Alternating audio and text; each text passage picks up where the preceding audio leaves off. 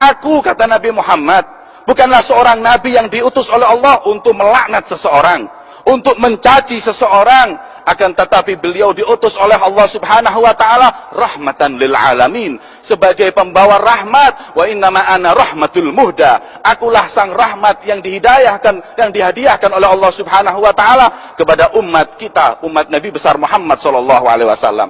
Coba kita lihat sejarah junjungan Nabi besar Muhammad yang enggak beda dengan sejarah para salaf kita.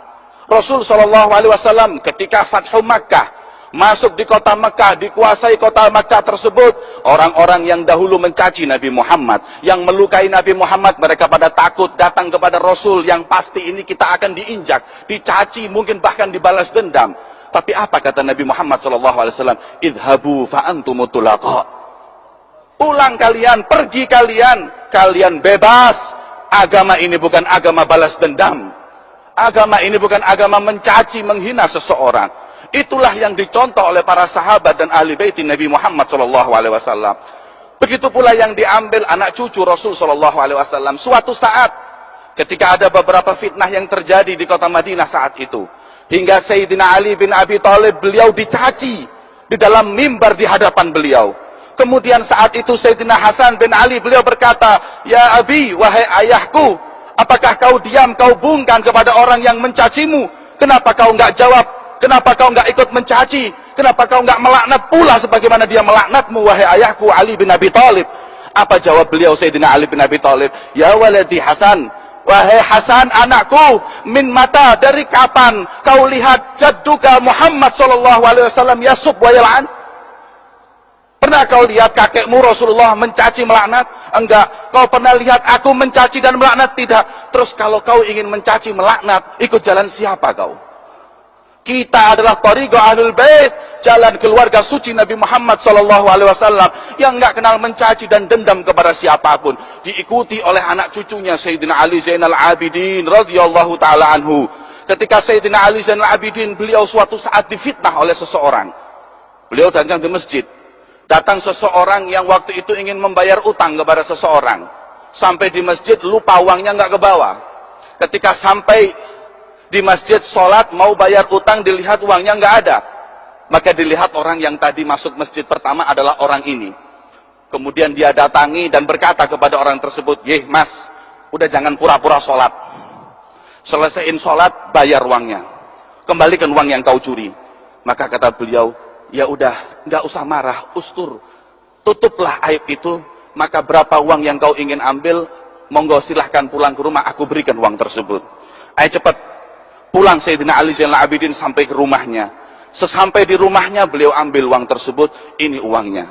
Setelah diberikan uang tersebut oleh orang tersebut, hati-hati, lain kali jangan diulangi lagi curi uang orang. Beliau pun pulang. Kemudian ketika dibayarkan sampai di rumahnya, istrinya mengingatkan, "Wahai fulan, katanya tadi mau berangkat ke masjid juga mau bayar utang, kenapa uangnya ditinggal?" "Hah? Uang ketinggalan?" "Iya." Subhanallah. Ini orang apa malaikat? Dicaci, diam. Difitnah, diam. Bahkan dia bagi atau dia kasih uang tersebut. Ketika orang tersebut kemudian ketakutan, subhanallah, saya memfitnah seseorang, menuduh seseorang, kembali ke rumah orang tersebut. Tapi orang itu ketika belum masuk ke rumah Sayyidina Ali Zainal Abidin, beliau menunggu seseorang yang lewat dahulu. Kemudian ada seseorang yang lewat dan berkata, "Wahai fulan, tahukah kau liman rabbu hadal manzil? Pemilik rumah ini siapa? Ama ta'rif hadal bait? Kau nggak tahu ini rumah siapa?" "Nggak tahu." "Kalau kau nggak tahu rumah siapa ini, berarti kau masuk Mekah nggak tahu di mana Ka'bah. Ini rumah Ali Zainal Abidin, anak Husain Ummu Fatimah Zahra binti Rasul." Maka nangis orang tersebut. Subhanallah, inilah akhlak Nabi besar Muhammad. Kemudian dia ketuk pintu meminta maaf sambil menangis.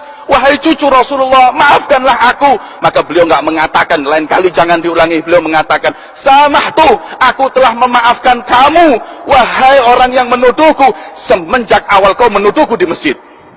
Nggak pakai nunggu ketika pulang. Subhanallah, itulah akhlak suci yang dicontohkan oleh mereka orang-orang yang mulia. Hingga suatu saat Al-Habib Muhammad bin Abdullah Al-Haddar, peristiwa persis seperti itu ketika terjadi di Baydha. Beliau suatu saat di majlis, Sesampai di majelis ada orang datang mencaci maki beliau. Nggak tahu salahnya apa, beliau dicaci maki. Beliau diam, para muridnya marah mau mukul, diam, ini urusan aku dengan dia, kalian pada diam. Setelah selesai, beberapa hari kemudian beliau itu datang. 3 hari kemudian orang tadi yang terkena fitnah, yang marah-marah di masjid, datang ke rumah Habib Muhammad bin Abdullah Al-Haddad. Kemudian ketika sampai di rumah Habib Muhammad bin Abdullah Al-Haddad, sesampainya beliau di sana mengatakan, wahai Habib, aku minta maaf, aku kena fitnah, yang melakukan bukan kamu, dan aku telah menuduhmu, mencaci makimu depan orang. Kemudian beliau mengatakan, samihni ya Habib, maafkan aku.